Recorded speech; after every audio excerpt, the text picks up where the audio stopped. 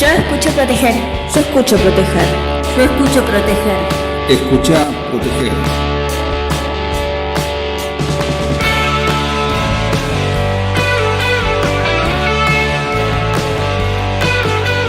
Yo escucho proteger. Yo escucho proteger. Yo escucho proteger. Escucha proteger.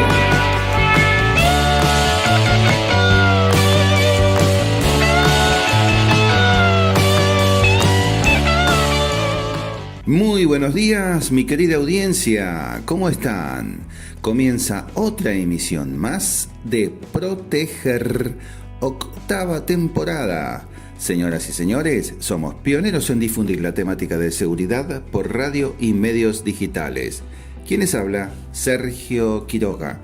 Mi productora musical, la señorita Luna Quiroga. El operador, el querido Pancho. ¿Cómo anda, Pancho, ¿Con frío?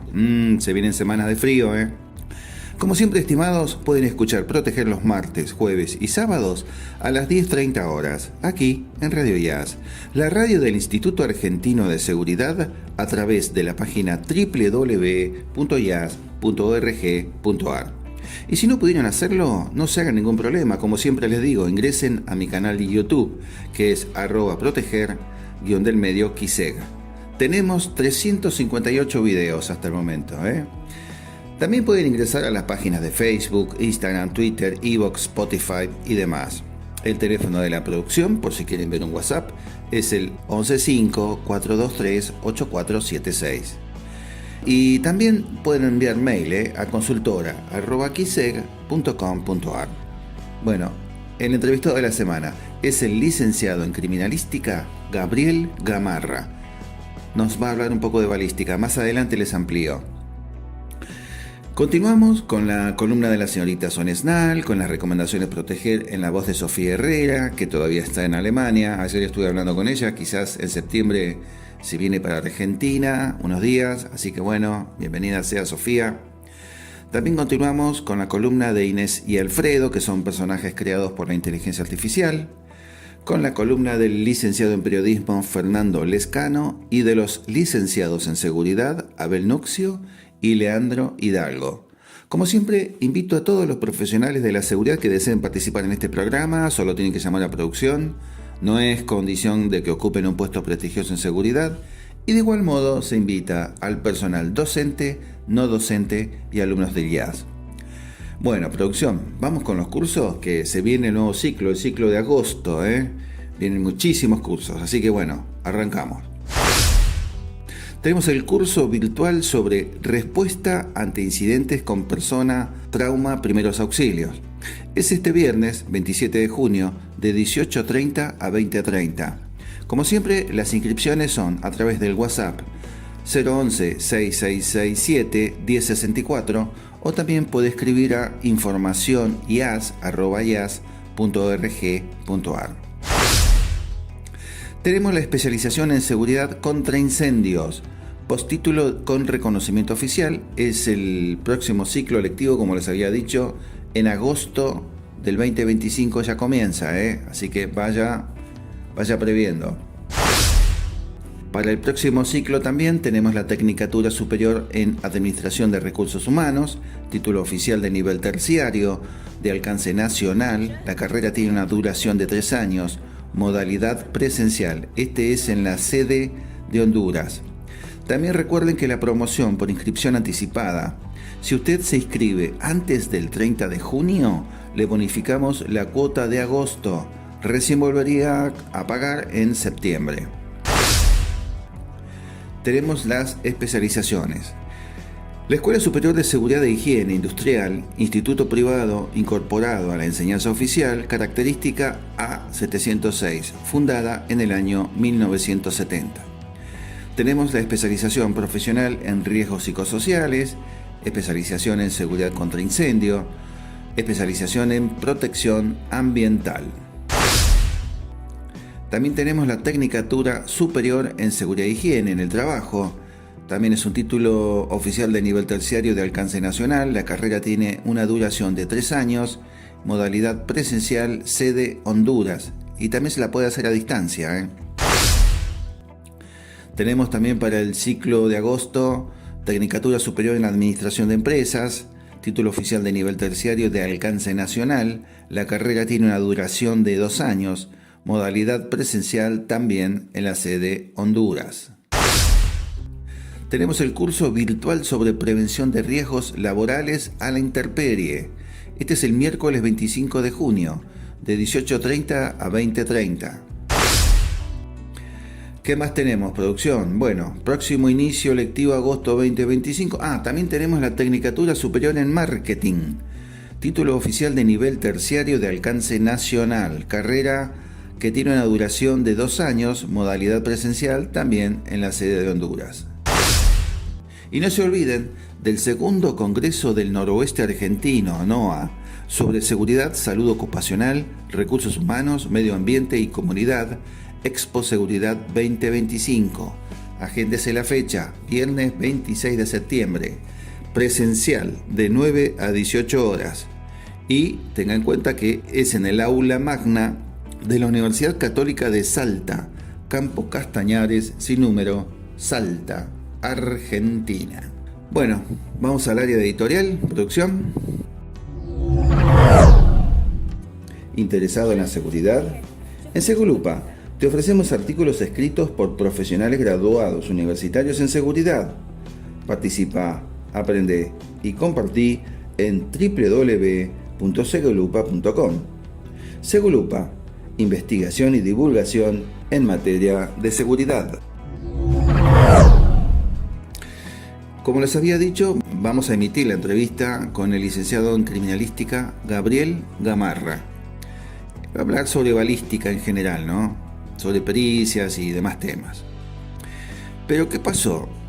A mí me queda pensando siempre cuando una persona que tiene poca experiencia y por algún tipo de necesidad compra un arma para defensa personal o para hacer tiro deportivo, lo que fuere, ¿cómo tiene que resguardar esa arma para que no sea peligrosa para sí?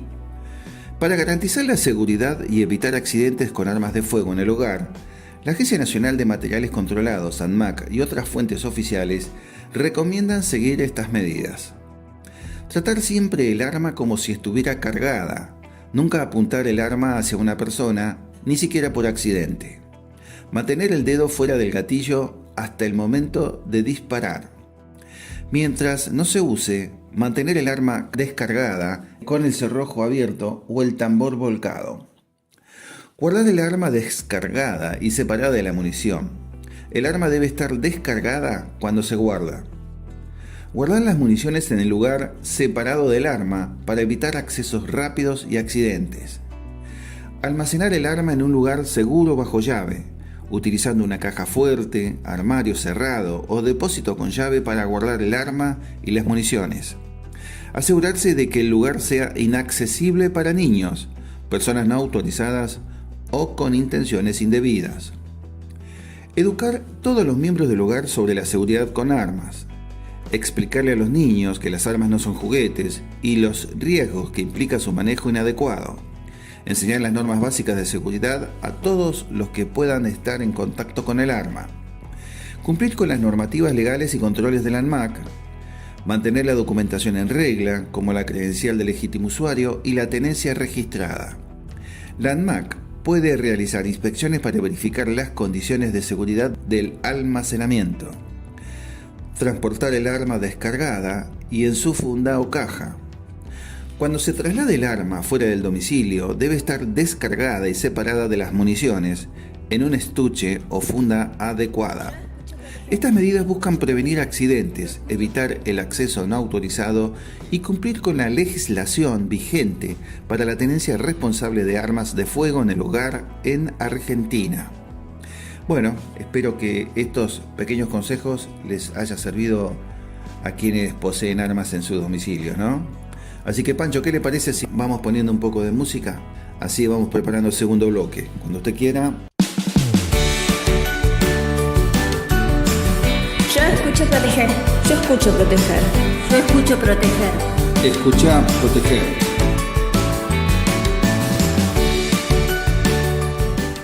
Gracias, Pancho.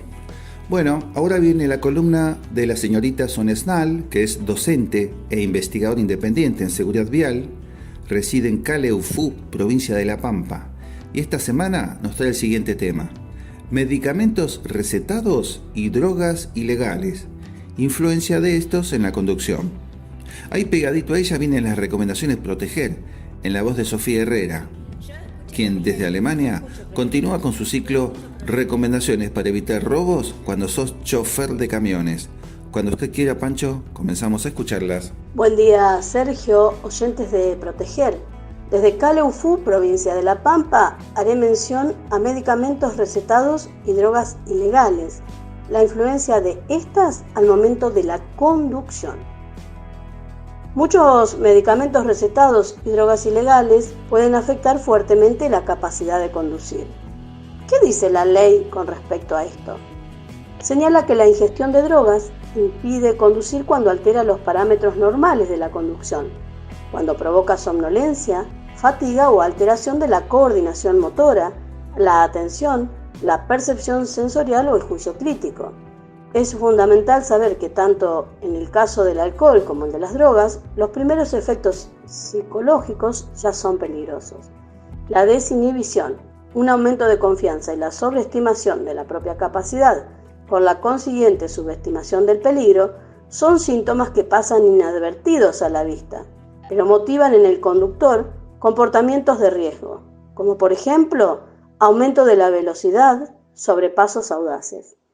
Las drogas ilegales de abuso que generan adicción tras su consumo repetido, como la marihuana, la cocaína o el éxtasis, afectan por sí mismas la conducción, ya que perturban siempre, en mayor o menor medida, el funcionamiento psicofísico del individuo, alterando entre otros la percepción sensorial, la atención, la coordinación motora, también distorsionar la percepción del riesgo. Combinadas con el alcohol, conforman un cóctel fatal a la hora de conducir, ya que se potencian sus efectos tóxicos. Es fundamental consultar al facultativo, es decir, al médico, cuando se ingiere distintos medicamentos, ya sean recetados. También es útil leer los prospectos de los mismos para conocer así los posibles efectos negativos sobre la capacidad de conducir. Atención con los psicofármacos. Pueden alterar y afectar la conducción. Entre sus principales efectos podemos encontrar ansiolíticos de uso muy generalizado como tranquilizantes o inductores del sueño. Pueden producir estados de confusión, fatiga muscular, disminución de la capacidad de concentración y somnolencia. Los antipsicóticos pueden producir efectos como somnolencia, reacciones extrapiramidales, espasmos musculares, agitación. Los antidepresivos pueden afectar la atención y el estado de alerta. Además de los psicofármacos, existen otros medicamentos que afectan a la conducción. Por ejemplo, los antihistamínicos, muy usados para aliviar síntomas de gripe o resfríos. Pueden producir también somnolencia. Ciertos medicamentos para el corazón usados para crisis cardíacas pueden inducir a la somnolencia y alterar el estado de conciencia y también de la visión. Ciertos antihipertensivos para el tratamiento de la presión alta pueden producir también somnolencias y alteraciones psíquicas y del equilibrio. Algunas medicaciones para la sedación de la tos pueden producir alteraciones tales como trastornos de la atención, disminución de los reflejos. Muchas sustancias pueden afectar negativamente al conductor del vehículo, incluyendo, ya lo mencioné, el alcohol. Con la marihuana y otras drogas, afectan negativamente la capacidad de conducir, ya que reducen la coordinación, el tiempo de reacción y afectan la toma de decisiones. La cocaína y la metanfetamina pueden hacer que los conductores sean más agresivos e imprudentes. Usar 2 o más drogas al mismo tiempo, incluyendo al alcohol, puede amplificar los efectos perjudiciales de cada droga que una persona ha consumido. Por lo tanto, hay que ser cuidadosos, ¿sí? Ya que los conductores bajo la influencia de lo mencionado, tanto drogas como alcohol, no pueden evaluar con precisión sus habilidades, razón por la cual nadie debe conducir bajo la influencia de ninguna Reitero, ninguna de estas sustancias. Voy a ser enfática en esto. Si te sientes diferente, conduces diferente. A tener mucha precaución. Mis redes sociales son Facebook Sonia Esnal, Instagram Sonia Eduvial. Me despido hasta la próxima semana. Un abrazo para todos.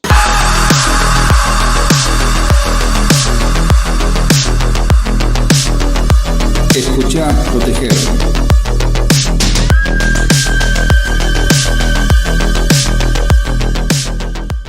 Permanencia visible. La ropa reflectante, además de ser un elemento muy importante para la seguridad vial, también sirve de gran ayuda para los choferes que se encuentran en problemas en la carretera, pues será más difícil para que otros puedan verte si usas ropa de color oscuro. Estación con precaución. La prevención es fundamental para disminuir la posibilidad de sufrir un robo o daño. Uno de los puntos claves de la seguridad de tu camión es mantenerte cerca de él todo lo que sea posible. Es por ello que los modelos de camiones cada vez son más cómodos, permitiendo la posibilidad de que el conductor pueda incluso descansar dentro del vehículo. Ahora bien, en caso de que tu descanso requiera dejar tu camión sin vigilancia, es importante que consideres estacionar en una zona con suficiente iluminación y con el semirremolque haciendo frente a una pared u obstáculo que impida que las puertas abran fácilmente. Soy Sofía Herrera, desde Múnich, Alemania.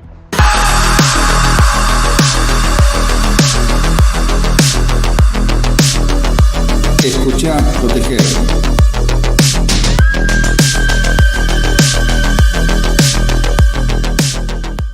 Gracias Sonia y gracias Sofía. Bueno, ahora sí, viene la entrevista de la semana. Es la que hicimos con el licenciado en criminalística Gabriel Gamarra. Es docente, perito en balística, técnico universitario en balística y armas portátiles. Es especialista en docencia universitaria e instructor de tiro. Con él hablamos sobre cómo se debe capacitar a quien tiene la inquietud de tener un arma de fuego, qué finalidad le va a dar a la misma y de acuerdo a ello concientizar sobre los recaudos que se deben tener. Algunos detalles sobre el caso Tiago Correa y otros temas más. Cuando quiera Pancho, comenzamos a escuchar. Bueno Gabriel, muchísimas gracias por tu participación en este programa que se llama Proteger. Una nueva participación tuya porque ya estuviste en el programa, sos de la casa. Sos licenciado en criminalística, perito en balística, tenés muchos galardones en lo que es balística. No lo voy a mencionar, sino que te lo dejo para que lo menciones vos, así no hago una doble presentación. Así que bueno, vamos a hablar de armas, de tiro, sos instructor de tiro, así que bueno, gracias nuevamente por tu nueva participación, Gabriel, y comenzamos esta linda entrevista, va a ser muy jugosa para aquellos que quieren tener un arma, quieren saber cómo es la instrucción, que a veces algunos son neófitos, nunca han tenido no han tenido nada, no han tirado nunca y siempre han tenido ganas de hacer algo deportivo, ¿no? Por así decirlo, o como defensa personal. Así que bueno, gracias Gabriel.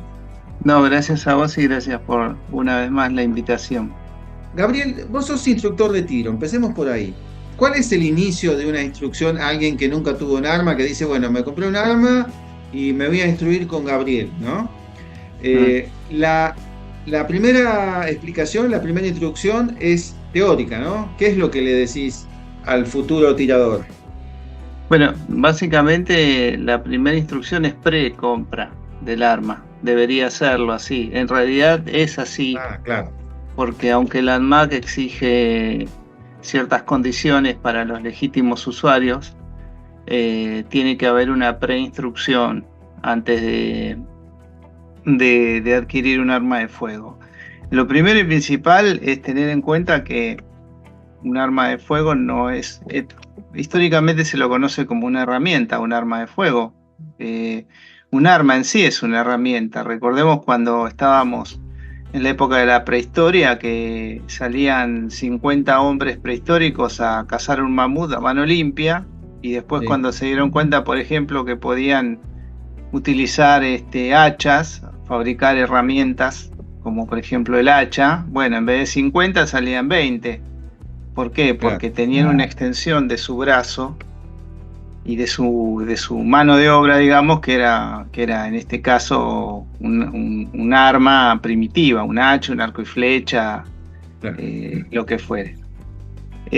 Como toda herramienta, es como, te voy a hacer un paralelismo, es como el que se compra una motosierra y quiere, pues, talar los árboles. Muy Claro, linda la motosierra, pero hay que tener una instrucción, porque cualquier herramienta se puede volver en tu contra y te puede perjudicar a vos mismo. Sí. Entonces, lo primero que hay que tener es conocer bien los riesgos de tener un arma legalmente registrada, el ámbito donde uno está, si tiene chicos, si no tiene chicos, cuáles son los riesgos que se correrían si uno por algún tipo de motivo la tiene que utilizar para, por ejemplo, una defensa del hogar, por decir algo. Sí, sí. O sea, primero hay que asumir lo teórico y después, una vez que uno se decide asumir lo teórico, tiene que aprender a utilizarla. Las armas tienen distintas categorías. Vos, por ejemplo, es como, yo siempre digo, es como sacarse el registro y comprarse una Ferrari. Lo más probable es que en la primera esquina se la ponga de sombrero. Claro. Las armas son exactamente lo mismo. Para el primitivo que la utiliza por primera vez, que saca una arma y la utiliza por primera vez, lo más conveniente es comprarse un arma, entre comillas, de utilización sencilla, básica, Sí, sí. como puede ser, por ejemplo, una pistola con los seguros a la vista y demás. Un revólver. Un ¿Un revólver 38? también, sí, un revólver de cualquier calibre. Sí. ¿Por qué? Porque el mecanismo es sencillo de utilizar. Después están, por ejemplo, las pistolas tácticas, que no tienen seguros a la vista, sino que son seguros manuales. Entonces, lo más probable es que si uno no tiene conciencia de la manipulación de un arma, Sí. pueda dispararse o disparar un tiro contra alguien. Claro. Entonces, lo importante primero es concientizarse de los riesgos que puede llegar a tener teniendo un arma de fuego en su casa. En segunda instancia... ¿Y cuál es nuestro Sí. objetivo? O sea, ¿para qué queremos el Claro. arma? Si es para ¿Para qué defensa la queremos? o para tiro deportivo. Claro. Hay que tener en cuenta que es como todo, se adquiere una responsabilidad. Es como cuando se compra el auto, muy lindo el auto, pero bueno, tengo que pagar el seguro, tengo que ponerle nafta, tengo que mantenerlo, tengo que tener el garage, tengo que tener un montón de cosas. Lo mismo es con un arma. Tengo un arma en casa, bueno, a ver, tengo chicos, no tengo chicos, ¿en qué lugar la pongo? Para que nadie que no esté autorizado no sepa, la toque, que no se produzcan accidentes. En fin, hay que tener una estructura para eso. Después, con los años, uno se la va formando. En segunda instancia,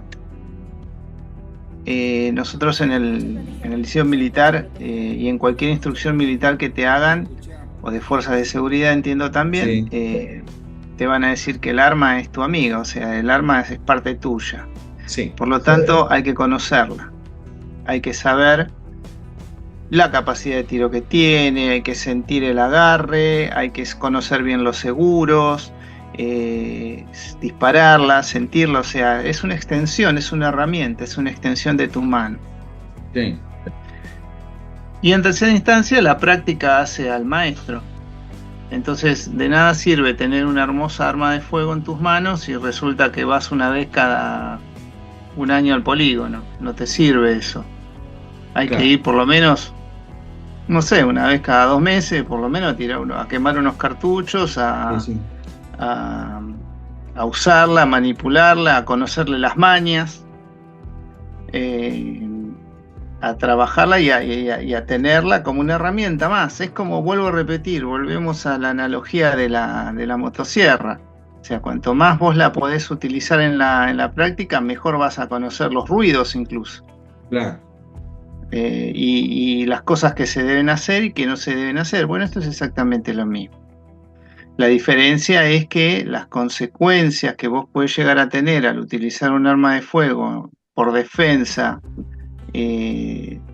después van más allá del uso del arma. Son todas legales, incluso hasta tener cuidado de no tener represalias en tu domicilio por esas cuestiones, ¿no? Sí, hay que cumplir con la legislación, ir renovando el CLU en tiempo y Plenamente, forma, plenamente. porque De si hecho, en una época no tener la CLU al día era una contravención. sí. Hoy por hoy es Creo que un se había delito. hablado que te podían allanar el domicilio. No, se Y habló sí, también. es tenencia, en definitiva es tenencia ilegal de arma de fuego. Ilegal de arma de fuego. Sí. Hay Digo, mucha, para que la gente, mucha gente que tiene las sí, armas del tío, del abuelo que heredó hace 2500 años y las tiene ahí y bueno, y algún día la voy a registrar y no la registran y no saben que están incurriendo en lo que es la tenencia ilegal de arma de fuego. claro. Que antes era, repito, una contravención. Hoy por hoy, depende del juez que te toque, te puede aplicar una pena privativa de la libertad o no. ¿Viste? Es Más complicadito. allá O de sea las que sanciones, claro, más allá de las sanciones administrativas que te puede hacer el ANMAT si vos ya sos legítimo usuario. es complicadito, no es ir y comprar un arma nada más. Hay que No. saber, hay que entender una cantidad de detalles que son importantes para estar. Es la responsabilidad de tener un elemento en tu casa. Repito, lo mismo que tenés un auto, lo mismo que tenés, no sé, te compras una herramienta para trabajar, es lo mismo. O sea, hay que saber con qué tenés entre las manos, cómo lo puedes usar y los riesgos que se corre al utilizar eso. Es muy lindo el tiro deportivo y todo, pero bueno, hay que tener una estructura para eso también, por ejemplo. Incluso hasta económicamente, yo conozco gente que van 2 veces por semana, expertos, así, tiradores, pero ya tiene hasta su estructura de armado de cartuchos, de recarga. Porque Claro. imagínate que sería insostenible Sí. 200 tiros por cada vez que vas a tirar, o 500 tiros. Sí. Entonces, Y claramente, una caja de 50 Oh. te la bajás en 5 nada. minutos. Nada. Si no te das cuenta, sí. Pero Sí. ¿a qué voy? A que hay que tener cuán- una estructura, más cuánto allá de vale? una conciencia. Sí. ¿Y cuánto vale una cajita hoy de balas? ¿A cuánto No, está? depende del calibre, pero son Poner caritas. una 9, te da en 50.000 pesos o más. No tengo ni Y idea. debe estar por ahí, no sé, yo como tengo recarga. Claro, sí. O sea, para que la gente Este, vaya escuchando cómo es el gasto económico que puede tener en caso de quererse dedicar al tiro sí, deportivo como la hobby. idea es no solamente el gasto económico, sino que quiero que entiendan dos cosas fundamentales. Primero, la concientización de tener algo de ese nivel en tu casa y a tu nombre. Sí. Y en segunda instancia, y legalmente registrada como corresponde. Y en segunda instancia, la estructura que tenés que tener para eso. ¿Sí? O sea, tenés que tener en cuenta que tenés que hacer la renovación de la CLU, que la tenencia tiene que estar correcta, que tenés que volver del polígono y mantenerla. En fin, es una responsabilidad Una responsabilidad. como Hasta cualquier en otra el- herramienta.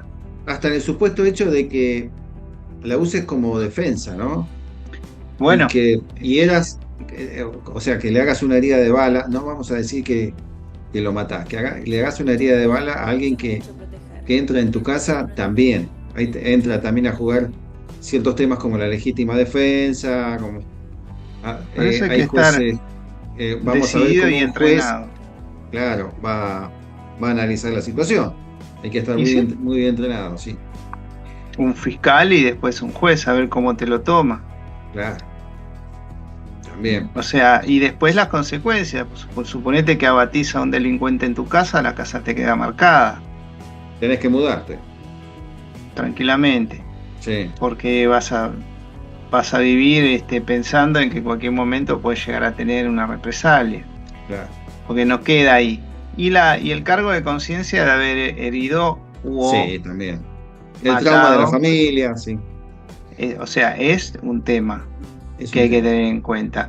Es más, el personal policial, por más que tenga el debido entrenamiento y la debida preparación y la debida reglamentación para utilizar su arma, vos sabés muy bien que el decálogo del policía indica que el último paso es desenfundar la pistola. Sí, es el último recurso. Es el último. Mientras tanto, tenés que pasar por una serie de cuestiones. Sí. Sí. Que se pueden pasar de un segundo al otro, ¿no? Pero Sí, bueno, sí. Toda circunstancia no es igual a otra. Te pueden entrenar para cierta y determinada circunstancia, pero no son todas iguales y te tocó una complicada, como le pasó a este chico, a este policía federal ahí en Ciudad Evita, con el caso Tiago también. sí, De acuerdo a opiniones, ¿no?, de algunos expertos, se basa mucho la situación que hoy está viviendo este oficial de la Federal. Uno de los temas es la falta de capacitación, porque era un oficial, novel oficial, con poca experiencia. Bueno, no quiero hacer un juicio previo, ¿no?, por lo que está viviendo. ¿Escuchaste algo sobre el tema, Gabriel? ¿Pudiste leer algo, escuchar algo? Porque sos sí, perito. sí, da casualidad que no es muy lejos de donde yo estoy, donde yo vivo. Sí, lamentablemente, como vos decís, ninguna circunstancia es igual a otra. Y el personal por ahí entró en pánico o de repente sintió algún tipo de inseguridad y se aferró a que utilizar ese último recurso como tal para disuadir la situación, aparte que está rodeado de 4 personas. Vos no sabés cuál de las 4 en definitiva está o no armado, porque te puede exhibir uno y resulta que los otros 3 también están, 4 o 5 personas creo que eran. Sí. El problema es que al personal policial se le va a exigir más que a un civil. Sí. Y a un civil instructor se le va a exigir también más que a un civil que tenga tenencia, por ejemplo, y no sea instructor. ¿Por qué? Porque se supone que deben de tener, por lo que hablábamos hoy al principio, la debida preparación para sortear ese tipo de situaciones. Pero lamentablemente acá estamos hablando de una situación en la que el fiscal, si mal no recuerdo, creo que lo imputó de homicidio simple con dolo eventual. Vos sabés que existen 3 tipos de dolo. Sí. Y en este caso el fiscal piensa que en borrador esta persona tuvo que haberse figurado que existían otras personas porque es una zona poblada, Sí. que pudieran haber sido alcanzadas por... Sí, está bien, el tema es que hoy hablábamos de los 50 tiros. Y los 50 tiros, cuando menos te das cuenta, te cebaste y se te van, o sea, el dedo se te va. Se te va el dedo, tal cual. Sí. Así que hay que ver ¿En qué termina la situación? Obviamente, sí, pero hay que para el tener en fiscal, cuenta... Sí. para el fiscal no le interesa que es un oficial novel oficial con una jerarquía que recién se está iniciando, que recién está cursando sus primeros años, que quizás no tuvo experiencia, que quizás fue la primera experiencia que tuvo. No le interesa. Claro, Para el no fiscal pasa por ahí para el fiscal. Para el fiscal es un profesional. Ese es el tema. Y Ese es el problema. Y el agravante es que es personal policial, obviamente. Ese es el problema. Eso es lo que se supone que debe. A ver, también está el hecho de creerse que ya se las tienen que saber todas, y no es así. Porque una cosa es todo el entrenamiento que vos podés tener y otra cosa es el momento. Pero bueno, sobrepesa su condición de personal policial, y que el fiscal piensa que en algún momento se tuvo que haber dado cuenta que estaba efectuando disparos en una zona poblada y se tuvo que haber imaginado que... Pero nadie está en ese momento ahí, el fiscal no estuvo ahí cuando empezaron los tiros. Claro. ¿Viste? Entonces Sí. Es bastante difícil la situación. Igual yo pienso que jamás podría haber visualizado el oficial cuando disparó a 200 metros que en la línea de tiro había personas. Pero eso va a salir todo en que yo entiendo que tiene que hacerse es una reconstrucción. Porque se A habla de 200. rebote también. Sí, a 200 metros, según los expertos, ya el proyectil, a los 70 metros, de 70 metros para arriba, los expertos, como por ejemplo Guzmán, dicen que ya el proyectil ya empieza a formar su parábola típica de proyectil. Entonces hay que ver la situación, el momento, la dirección donde estaba parada la víctima, cuál fue la posición en donde estaba, o sea, no solamente donde estaba parada, sino cómo, Claro. desde dónde salió el disparo, cuál era el objetivo del disparo, bueno, en fin, yo pienso que habría que hacer una reconstrucción bastante minuciosa y detallada. La construcción se hace a través de los testigos, sí o sí de los testigos, de las cámaras, de lo que haya, y en base a eso, bueno, determinar que esta persona jamás tuvo algún tipo de intención en herir a nadie que no sea, y mucho menos yo pienso que no debe haber tenido en absoluto visión a 200 metros de que había personas. No, En absoluto. no. Y aparte la emoción que sufre porque estaba al lado de la mamá también, ¿viste? Ese es otro aditivo más, ¿viste? Por eso, ahí como se vos juega decías, mucho. ni se dio cuenta quizás de tantos tiros que tiró, ¿no? Pero bueno. Claro. El problema también pasa porque no hubo un enfrentamiento. O sea, se supone que cuando lo fueron a robar con ese arma no funcionaba. Vos hasta ese momento no te puedes dar cuenta, no puedes preguntar si funciona o no, o si es de juguete o no.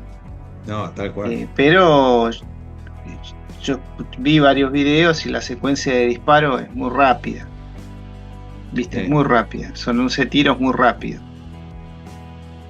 Es cuestión de reconstruir todo en base a testimonios y en base a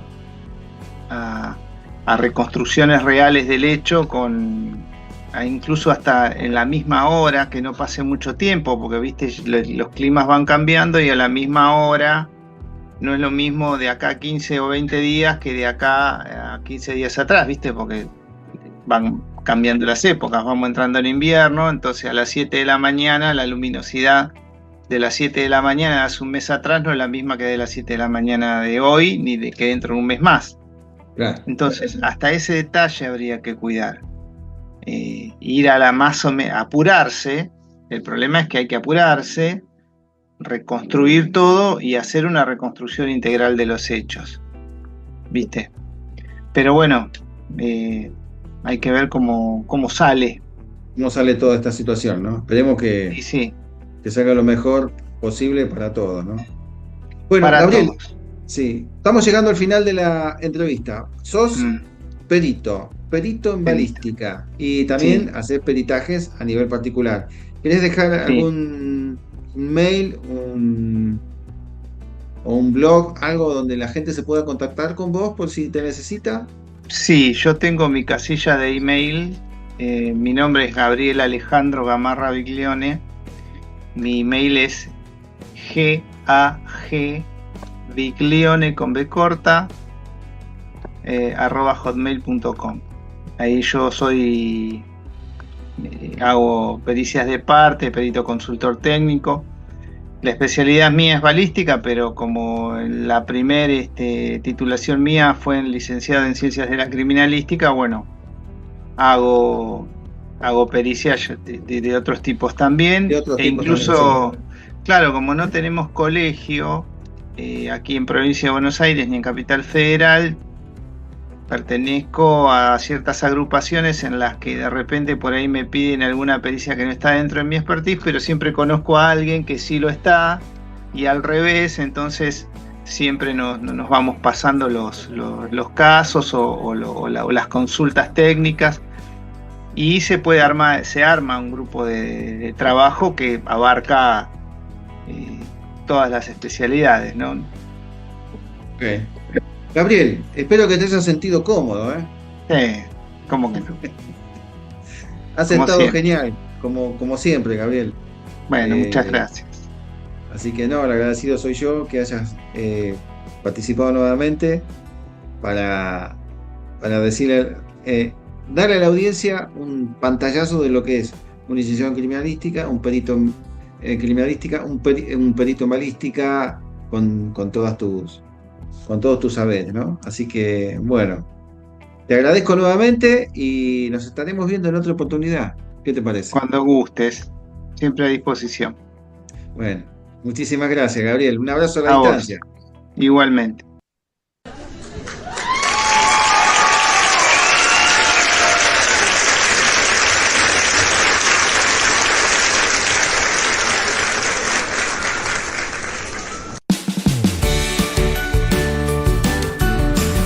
Yo escucho proteger. Yo escucho proteger. Yo escucho proteger. Escucha, proteger.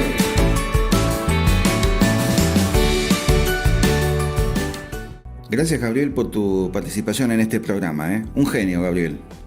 Bueno, ahora viene la columna de Inés y Alfredo. Son personajes creados por la inteligencia artificial y esta semana nos traen recomendaciones sobre prevenciones para evitar ser víctima de robos. Cuando usted quiera, Pancho, comenzamos a escucharlos. Hola, hoy vamos a meternos de lleno en unas recomendaciones súper prácticas sobre seguridad en la calle. Vienen de material del programa de radio Proteger, que se dedica justo a esto. Así que bueno, analicemos esto un poco. La verdad es que los robos en la calle lamentablemente son algo bastante común, ¿no? Pasan a cualquier hora, sí, aunque quizás de noche uno siente más riesgo, pero igual ocurren. Y en lugares con mucha gente o también en sitios más bien solitarios. Casi siempre es por un descuido, ¿viste? Lo típico, el arrebato rápido. Te tiran de la cartera, la mochila, el celular en segundos. O también, bueno, los asaltos cerca de cajeros automáticos, que es otro punto crítico. La idea hoy es extraer las claves más importantes de estas recomendaciones para movernos con un poquito más de seguridad. Empecemos por lo que podemos controlar más directamente, ¿no? Nuestras pertenencias. Parece obvio, pero es fundamental. Llevar todo siempre a la vista, bien pegado al cuerpo. Nada de mochilas en la espalda con cosas de valor accesibles, ni carteras colgando así nomás. Y nada de bolsos abiertos para guardar billetera o celular. Otra cosa útil, distribuir. Un poco de plata en un bolsillo, la tarjeta en otro, el celo en un compartimento seguro. No todo junto. Y un tema súper actual, el celular. Usarlo muy a la vista en la calle, bueno, primero nos distrae un montón. Y segundo, es como un imán para los ladrones. Tampoco llevar encima más efectivo del necesario ni andar mostrando joyas o cosas caras. Es casi como decir, acá estoy, soy un buen objetivo, ¿cierto? Exacto. Y lo interesante, diría yo, de estas medidas que parecen de sentido común, es cómo le quitan la oportunidad al delincuente. O sea, no es solo proteger el objeto en sí, sino proyectar que estás atenta, que no sos un blanco fácil. Los arrebatos son delitos de oportunidad, de segundos. Si no la ven clara y rápida, es muy probable que sigan de largo. Es disuasivo. Claro, total. Tiene lógica. Y eso de no parecer un blanco fácil se conecta directamente con la conciencia del entorno, ¿verdad? Por ejemplo, el material insiste mucho con los cajeros. Mejor evitarlos de noche si se puede. Y siempre, pero siempre, chequear alrededor. Ver si hay gente sospechosa cerca antes de operar. Ajá.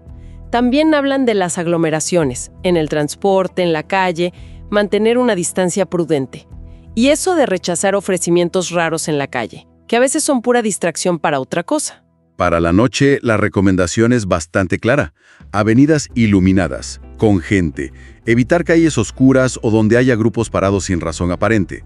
Y un consejo que me parece clave, variar las rutas. No hacer siempre el mismo recorrido. Además de, la vigilancia extra al entrar a casa o al subir al auto. Ese momentito es crítico. Y si unes todos estos puntos, ves que apuntan a minimizar tu vulnerabilidad. ¿Cómo? A través de la observación y de elegir conscientemente por dónde te mueves. Esa vigilancia constante, el estar atento que dicen, es fundamental.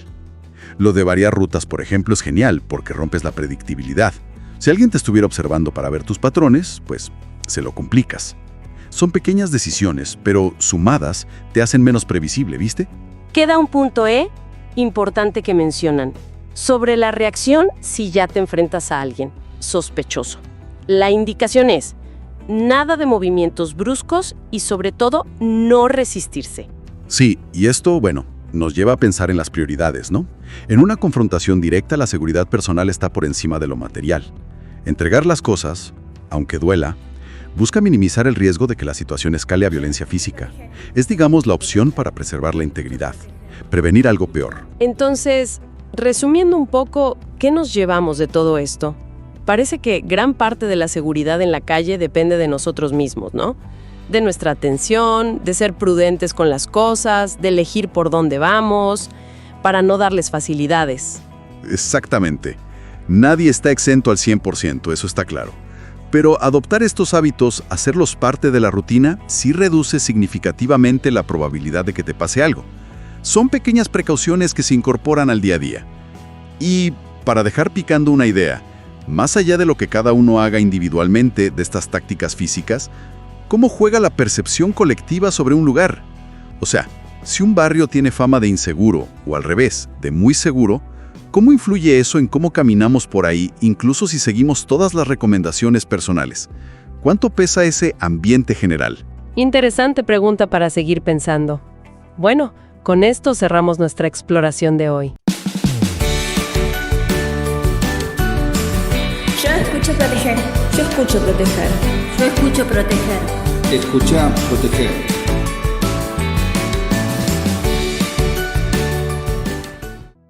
Gracias, Pancho. Bueno, ahora viene la columna del licenciado en periodismo Fernando Lescano.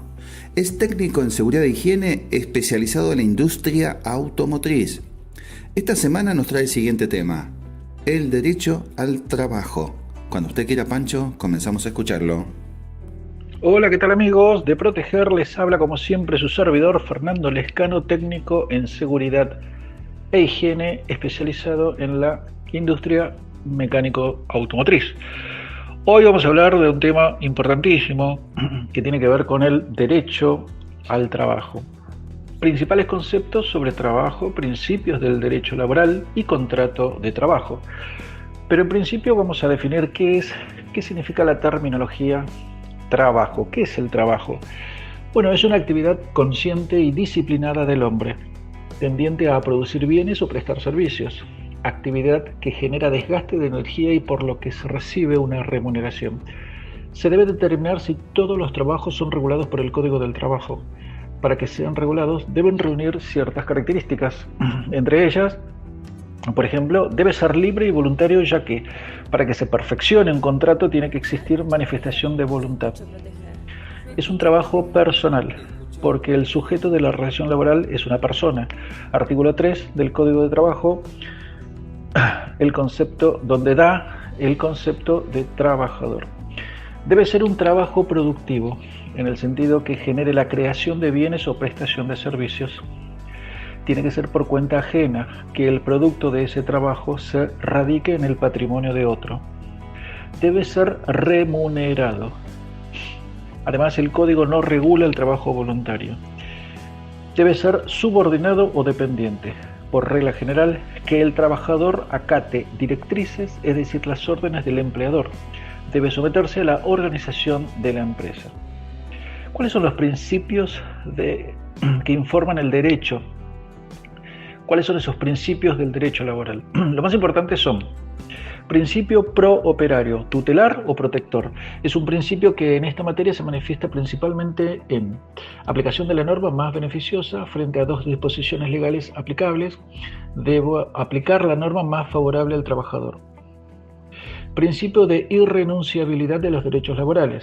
Significa que siendo el derecho laboral tutelar y donde el legislador se involucra, se ha establecido que los derechos mínimos no pueden ser renunciados por el trabajador.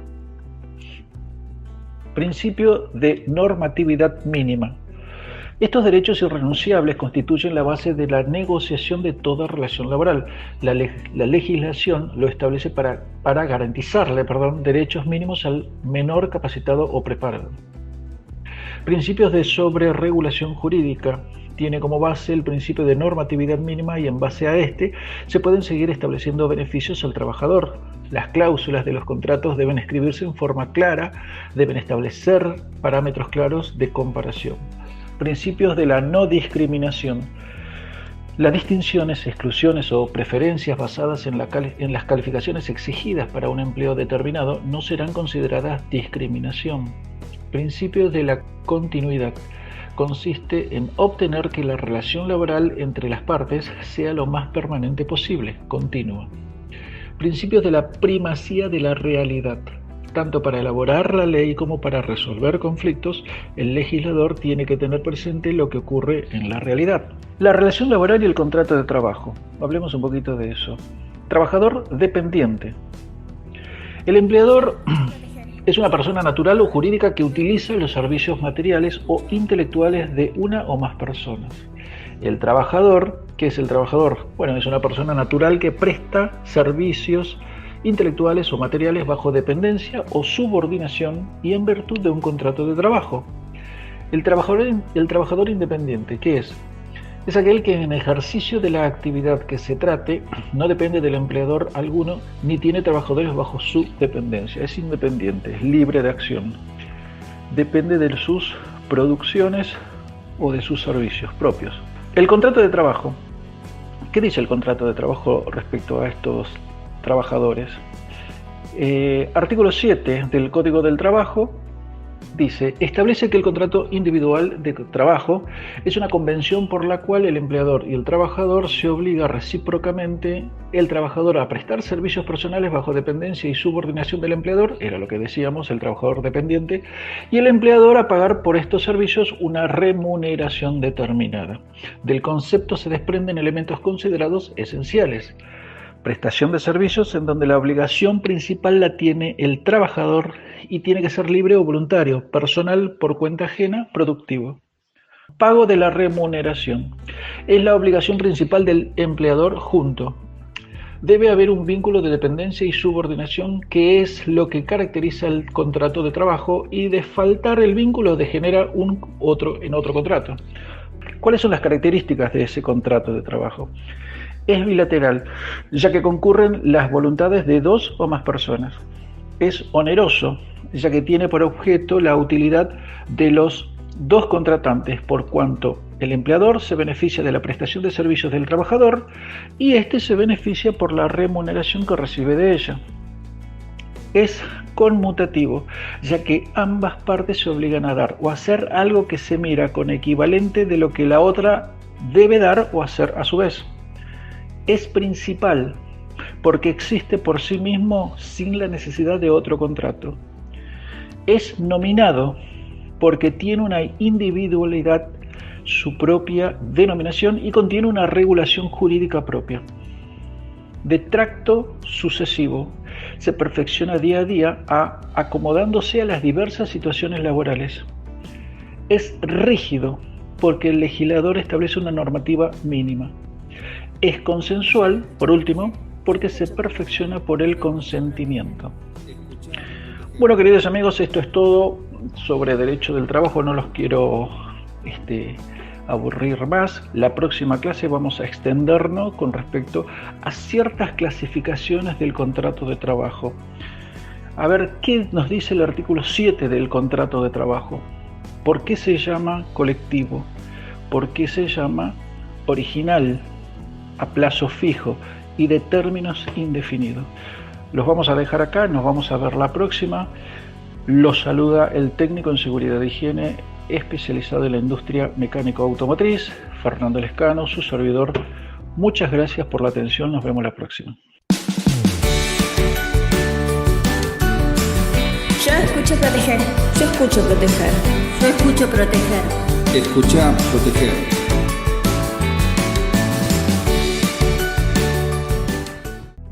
Gracias, Fernando, por tu columna. Bueno, ahora viene la columna del licenciado en seguridad Abel Nuxio. Esta semana nos trae el siguiente tema: medidas de prevención que debemos tomar. Cuando usted quiera, Pancho, comenzamos a escuchar. Buenos días, gente linda de Proteger. Buenos días, audiencia en general. Soy el licenciado en Seguridad Abel Nuxio y como todas las semanas le traigo desde mi experiencia y la profesión comentarios para hacer un poquito más segura la vida de cada uno de ustedes. Y hoy retomamos algunos de los temas que ya hemos visto mucho tiempo atrás, pero que me interesa reforzarlos porque hacen a la seguridad en el hogar y que muchas veces no le prestamos la atención que el tema merece. Y lo encaramos con una pregunta. ¿Qué es lo que tenemos que tener cada vez que salimos con un vehículo para no tener inconvenientes si somos controlados o por la policía de tránsito o por la policía? Y la respuesta todos las conocemos, los que manejamos. Tenemos que tener el registro, tenemos que tener la cédula verde, tenemos que tener el seguro, tenemos que tener el matafuego, chaleco, baliza. Y cada una de esas cosas tiene un porqué. La cédula verde para saber que el vehículo está en condiciones de circular y es de nuestra propiedad o estamos autorizados a conducirlo. El seguro para tener una garantía de cobertura ante cualquier incidente. El registro para decir que somos personas idóneas para poder conducir ese vehículo. El chaleco y la baliza por si nos detenemos en algún lado por algún problema mecánico o incidente, señalizar el lugar y hacernos visible. El matafuego por la eventualidad de que el coche se pueda llegar a prender fuego. Todo eso es lo que por ley estamos obligados a llevar. Pero ¿somos conscientes de que podemos tener más posibilidades de tener un incendio en nuestra casa que en el auto que conducimos? Y sin embargo en nuestra casa no tenemos un matafuego. Y ese es uno de los errores más garrafales que podemos cometer. Porque ante cualquier incidente podemos disminuir el riesgo de propagación de un incendio utilizando un simple matafuego de mano que cualquiera de los que vive en la casa tiene que saber, primero que todo, dónde lo vamos a ubicar. Y el lugar donde lo vamos a ubicar no tiene que moverse de ahí. No es que lo ponemos hoy acá, lo sacamos, lo ponemos en un cajón, lo sacamos del cajón, lo ponemos bajo la mesada. No, el matafuego tiene que ir en un lugar determinado, fijo, a la vista y al alcance de todos los miembros de la familia. Y todos los miembros de la familia tienen que saber cómo se utiliza. Porque de nada sirve si lo tenemos ahí y que la abuela o los chicos no sepan cómo lo van a utilizar en el caso de una emergencia. Es una medida de prevención a tener en cuenta, se las recomiendo, no es un costo muy elevado proveerse de un matafuego para tener en la casa, porque incluso uno del mismo tipo que el que tenemos en el auto.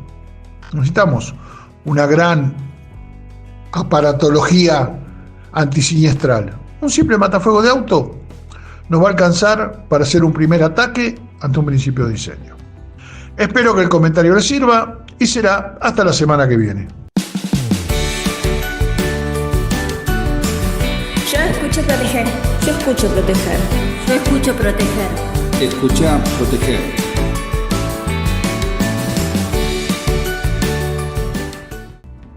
Gracias, Abel, por tu columna.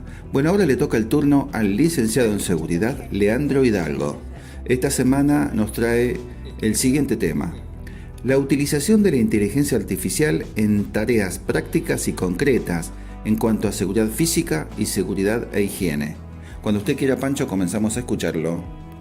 Bienvenidos a un nuevo segmento de tecnología y seguridad para el programa Proteger. En el día de hoy vamos a estar charlando sobre la utilización de la inteligencia artificial en tareas prácticas y concretas dentro de lo que es la seguridad física y particularmente aspectos de seguridad e higiene. Las tareas que se suele realizar por parte del personal de seguridad física tienen que ver con distintos controles. Estos controles van a estar determinados por las pautas generales y particulares del puesto de trabajo. En ocasiones, el personal de seguridad física tiene que verificar y controlar si los contratistas o el personal que va a ingresar una empresa, una organización o una fábrica cuenta con distinta documentación y controles necesarios que se establecieron previamente. En este sentido, es muy importante tener una lista de verificaciones y algo que cerciore que la documentación es la adecuada, ya sea por la autenticidad de la misma, como también por el resguardo y la validación de esos datos.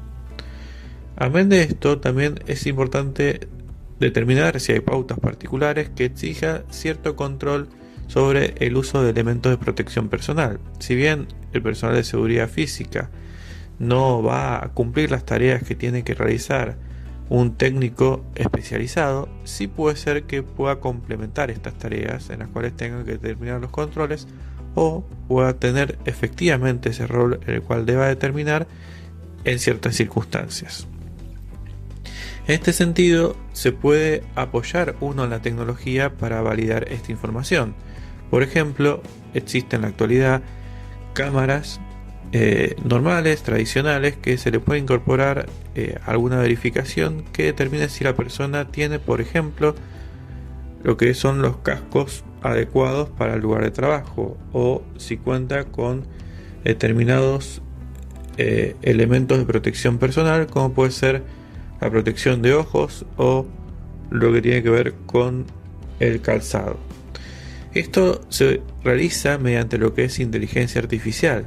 ¿Esto qué significa y de qué hablamos específicamente cuando hablamos de inteligencia artificial? En esencia, lo que se realiza es se captura las imágenes que vienen de cámaras de videovigilancia y estas imágenes se procesan dentro de lo que es un modelo. Este modelo se genera con datos ya precargados, se procesa y permite determinar con un grado de certeza, un porcentaje generalmente, de si se cumplen ciertas condiciones o no. Entonces, efectivamente, uno puede utilizar software que van a determinar si la persona cuenta con estos elementos o si por ciertas circunstancias y ciertas validaciones tiene mayor o menor porcentaje de cumplimiento de estos elementos. ¿Y por qué nos puede servir a nosotros?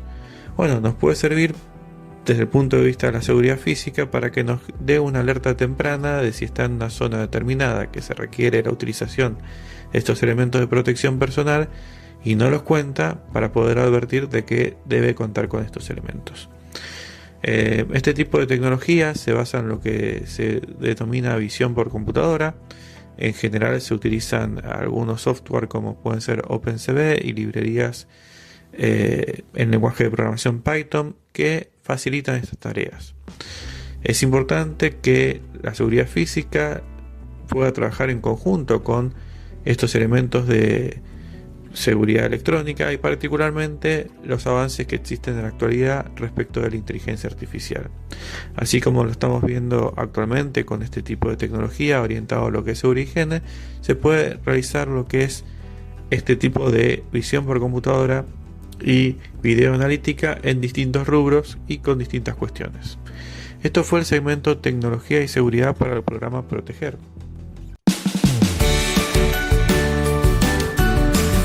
Yo escucho proteger. Yo escucho proteger. Yo escucho proteger. Escucha proteger.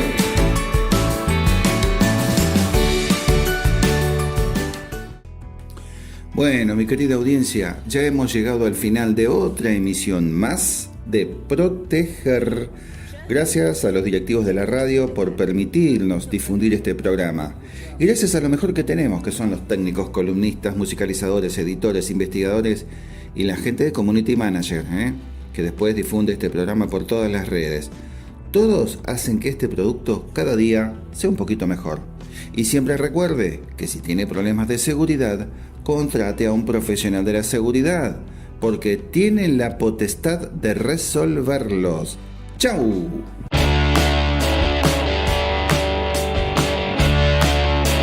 Yo escucho proteger. Yo escucho proteger. Yo escucho proteger. Escucha proteger.